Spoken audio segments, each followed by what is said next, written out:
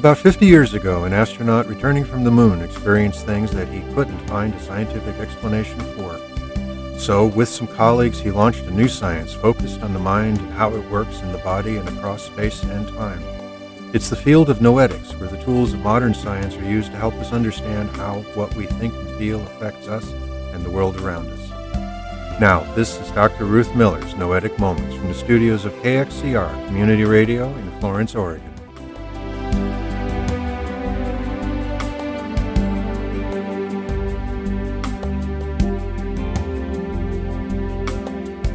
And this is Noetic Moments, where we explore the field of research that discovers what consciousness is, what it does, how it works, and how our lives could be very different if we understood it better.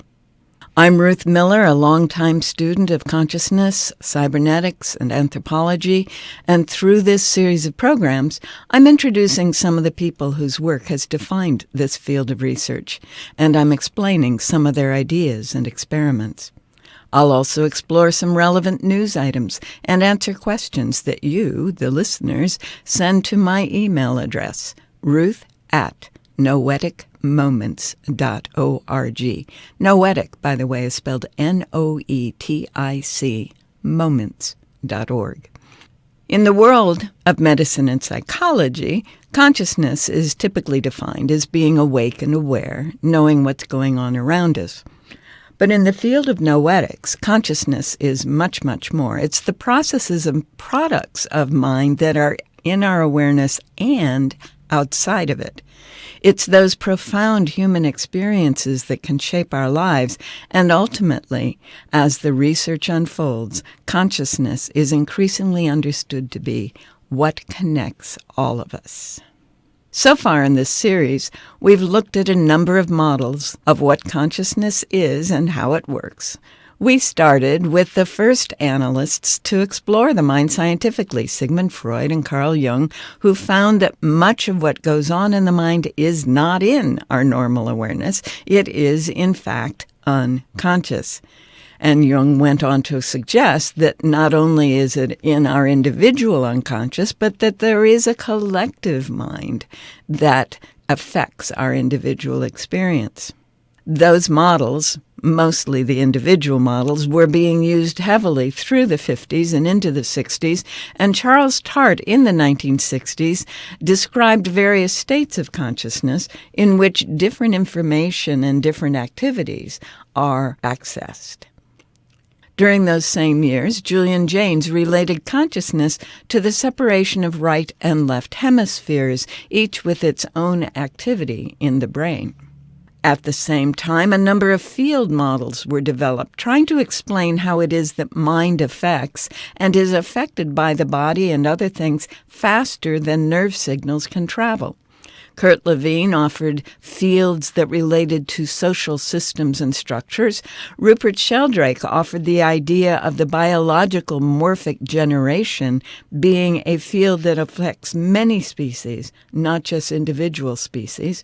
And that brought up how quantum mechanics relates to consciousness, as described in the work of physicist David Bohm, Dana Zohar, and our own Oregonian Amit Goswami.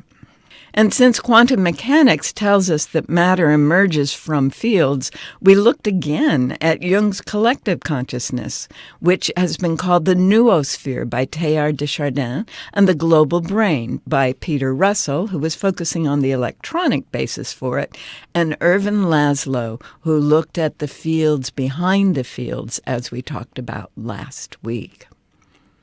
The discipline of transpersonal psychology was developed to apply these understandings in therapy and research. And at the same time, as we moved into the 80s and 90s, we began to look at the work of biologists who began to make these connections. Bruce Lipton and Candace Pert, who described how hormones act as, quote, molecules of emotion, quote, and lead to a biology that's based on our thought processes and beliefs. We then talked about how we can move from different states of consciousness, what is increasingly called coherence, that state of consciousness in which the heart, the mind, and the emotions are in alignment. And we looked at some of the experimental results that come about as people enter these altered states of consciousness, demonstrating telepathic communication between two people, mind acting on matter, and the ability of mind to see something across space and time called remote viewing or clairvoyance, which then brought us to how we can adjust our own frequencies to achieve the states of consciousness in which these kinds of things can happen, as described in the work of Penny Pierce and the water crystals experiments of Masaru Emoto and more. Then for several episodes, we looked at the healing process, given what we've learned about how consciousness and the body affect each other, and we saw that the energy flows and the states of consciousness we're in affect the body's response to threats and distress and the experience of what we call illness or disease. Then for the next few shows, we looked at how the brain makes that happen, how it is structured and how it functions, and the fact that our normal awareness involves very little of the brain structure. And though most scientists think the brain is the origin of our awareness, the experimental results and scans are showing us that the brain is more accurately understood as a bridge between mind and body.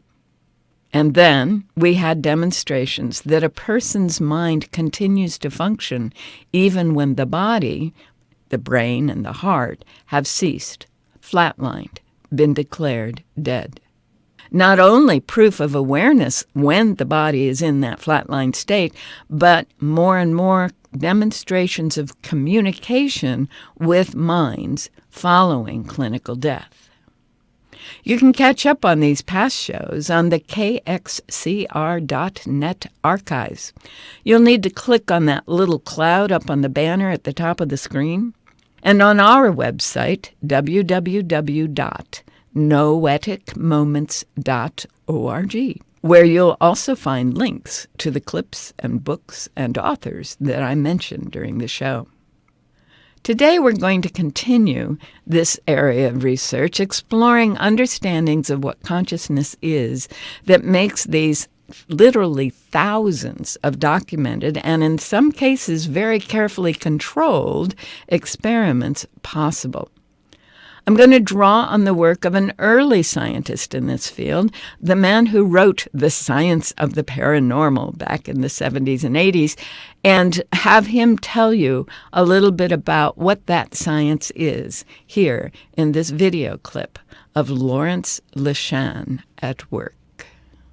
Psychoresearch has always been interested in a broad spectrum of things.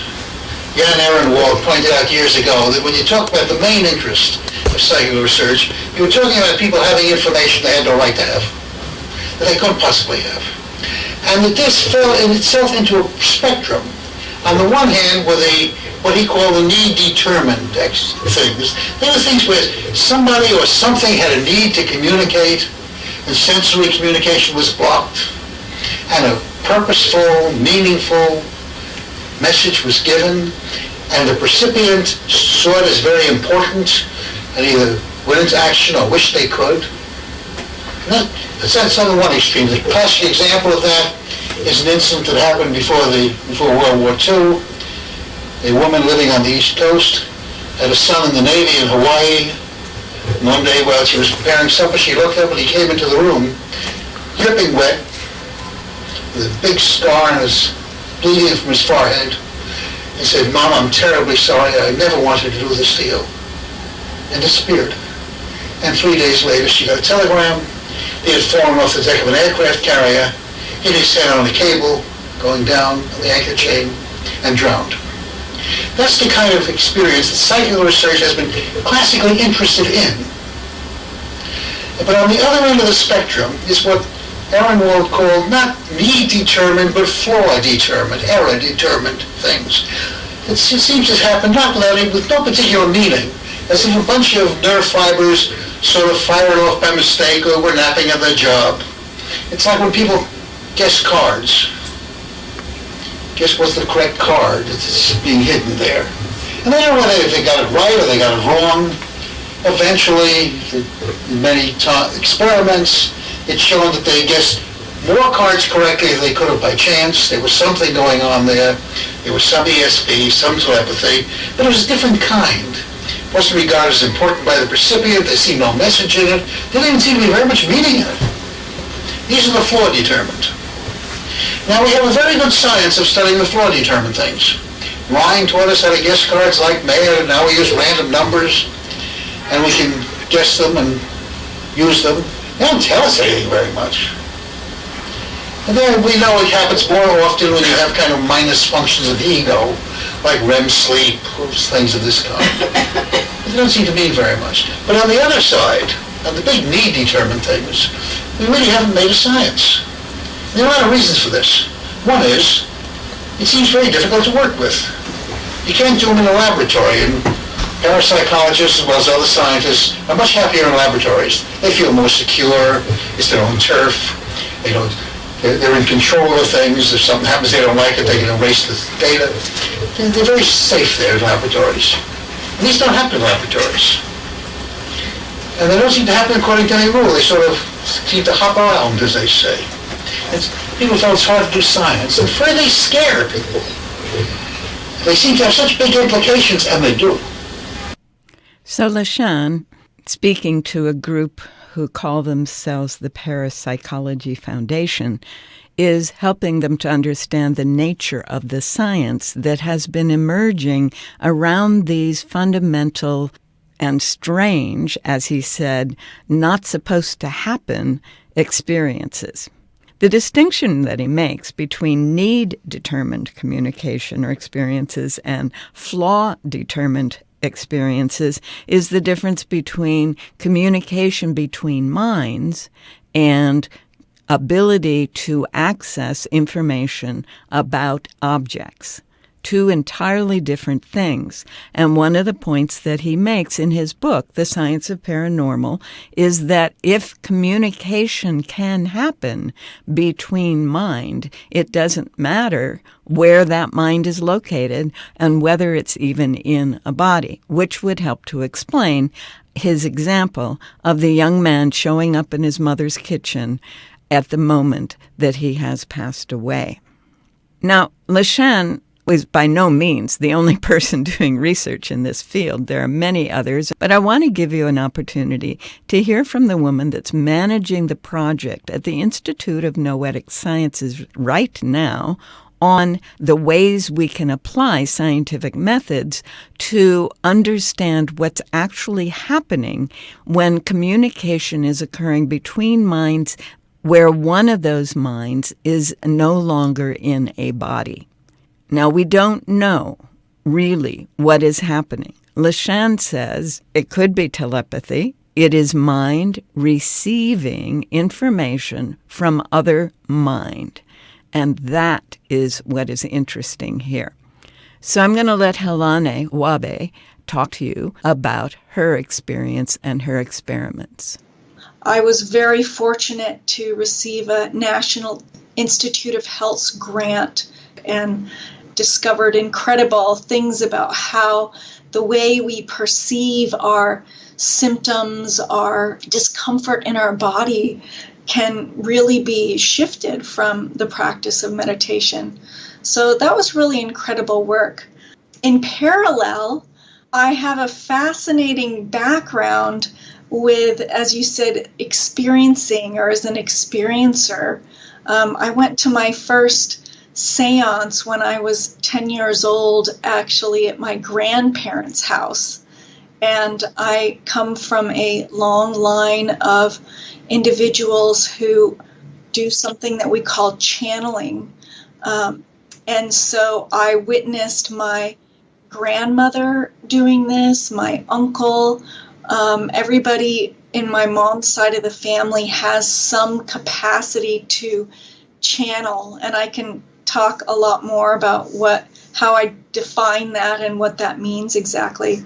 So as a child, it was a little frightening to me because there wasn't any lead-in into that experience. My mom just brought me to this meeting, and there was this large group. It was about 40 people, and they were sitting in a circle, and all of a sudden my grandmother's speaking in this very different voice, or my uncle speaking in this very different voice, and speaking about stuff they would never normally talk about. So my little girl self was like, oh, can this happen to me? Like, am I going to just automatically start talking in these strange voices? So obviously I grew up and learned and discovered that I had my own capacity to do channeling.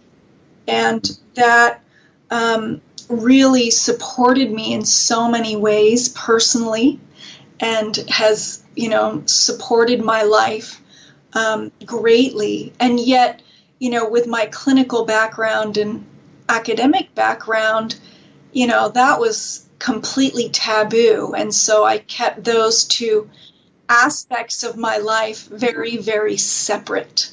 Questions we ask people is, what is the impact of these experiences on your life? From very negative to very positive, and across the board in the many different populations we've looked at, it is definitely in the very positive category. The way I describe channeling, and as we do at IONS, is I think a little broader than some people might define it as. So I'd like to just share about that. So we define channeling as the ability to access information and energy from beyond our conventional notions of time and space. So this is a really broad umbrella term for accessing this information and energy. And so we believe that everyone has the capacity to do this, but that the way that manifests from them is very unique. And we know these experiences exist on a spectrum, right? So on one side, you might have things like intuition or gut hunches that people experience, very commonly. Everyone might say, oh yeah, I've had a gut hunch, just knowing something that I couldn't possibly know. And then on the other side of this spectrum, you might have things like trance channeling, where the channeler believes that they are acting as a vehicle for a discarnate being to communicate, using their body directly to communicate. And there's all those things in between. And people have described different terms to all of these various experiences: clairvoyance, clairaudience, mediumship, channeling, the list goes on and on. And so one thing actually we're doing at IONS is really exploring what is the variety, what is the diversity of people's experiences of this channeling or this noetic experiences. We're exploring the variety of experiences, noetic experiences, and channeling, accessing information that we can't get through the usual senses. Dr. Wabe has gone on and written a book summarizing their early results called The Science of Channeling, which I had the joy of contributing to and helping her define that model of the broad sense of channeling information that is out there somehow in what we discovered last week, Dr. Irvin Laszlo describing as the Akashic Field. All the information that ever existed, all the minds that ever were, are still present as holograms in that field, according to his model, and it explains a lot, doesn't it? Then we have varieties of the channeling experience, as she said, in the range from a general hunch all the way through to having the experience of a specific mind providing specific information on, as LaShanne talked about it, a needs-determined basis, what it is that the person who is hearing the message needs to hear in this moment. So noetic science is so much more, And consciousness is so much more. As we explore this field, we begin to address many of the questions that most of us have had to live with most of our lives. As Dr. Wabe said, for most of her scientific career, she had to put her personal experience of her family's channeling abilities on the back burner and not talk about it because there wasn't an acceptable science. And today there is, and the Institute of Noetic Sciences is one of many consciousness studies organizations exploring this. And next week we'll look at some of the others that are out there.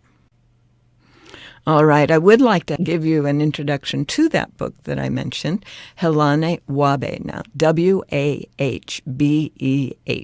She comes from an Eastern European family. The book is called The Science of Channeling, Why You Should Trust Your Intuition and Embrace the Force That Connects Us All. It's in all the usual places.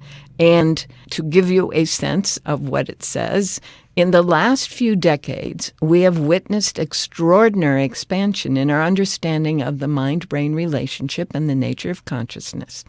As the brilliant observer of human psyche, psychologist William James noted in the early 20th century, something more is required to explain the full range of human experience. And then it goes on to talk about the thought revolution, the change in consciousness that is happening, the scientific revolution, if you will. The book you are holding contributes a rigorous approach to scientifically investigating a human capability known as channeling. This catch-all term refers to numerous human activities that result from our ability as sentient beings to tap into a causal mental layer of the universe, known as non-local consciousness in parapsychology. This is the Akashic field we talked about last time with Ervin Laszlo. Acquiring information beyond the purview of conventional physical senses. Collecting channeling experiences is crucial to furthering the revolution in the science of consciousness. Research suggests that all humans have channeling capabilities and that persistent and regular application of proven techniques can help anyone develop these normally latent skills. This book serves as an excellent starting point for such individual work, as well as being a useful guide for more advanced practice. That's The Science of Channeling by Helane Wabe, published by Reveal Press in fall of 2021.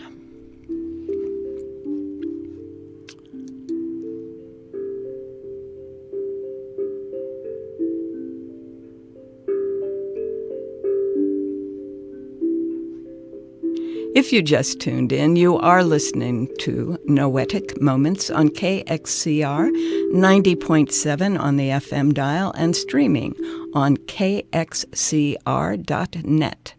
And that sound tells me we need to look at what's going on in the world today, and what you, the listeners, are curious about, which you can tell me about through our website. Our news today is simply more of where we were a few weeks ago. As you see the polarization in the world around you, be aware that you are seeing the collective consciousness of which you are a part.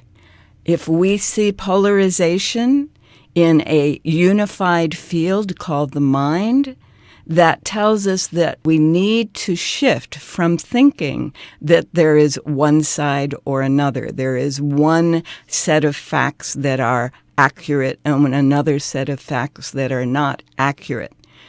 We need to realize that all facts are appearances. They are all what some perceiver has perceived based on their belief system, and we'll talk more about that as we go forward. But our belief system is the framework through which we perceive in that normal structure that we talked about, that is the unique set of neurons, the limited set of neurons that is our normal thinking process. We need to open our minds. This is why people like to take psychedelics. They open their minds beyond that normal structure. But there's so many other good ways to do that. Really profound experiences of music, of beauty, of friendship, of love are also mind-opening, mind-expanding. They're making it possible for us to shift from our normal, limited thinking processes to our full capacity to receive what is in our own mind and in the mind that we share with all of humanity and all beingness. Everywhere, that underlying mind that is the supporting structure for all that is. Well, that's it for today's show. The next time we get together, we'll look at more of the research being done in an attempt to understand what consciousness is and how we can experience life very differently when we use the consciousness that we have access to fully. We are out of time for today, but remember, you can continue the exploration on our website, www.noeticmoments.org, where there are archived shows and links to all the resources and all the interviews and all the books that we talk about. And there's a form that you can say, tell me more about this on, and I'll do my best to get it answered the next time we're on the air.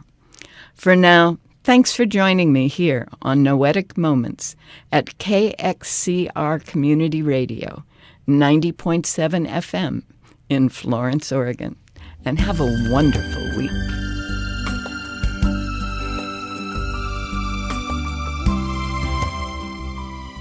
You've been listening to Dr. Ruth Miller's Noetic Moments. This program is produced in the studios of KXCR Community Radio in beautiful Florence, Oregon, supported by you, our listeners. Our theme music is Tumbling Planets, composed and performed by Jeff Lovejoy. To hear this program again or learn more about Noetic Sciences, search our website, www.noeticmoments.org.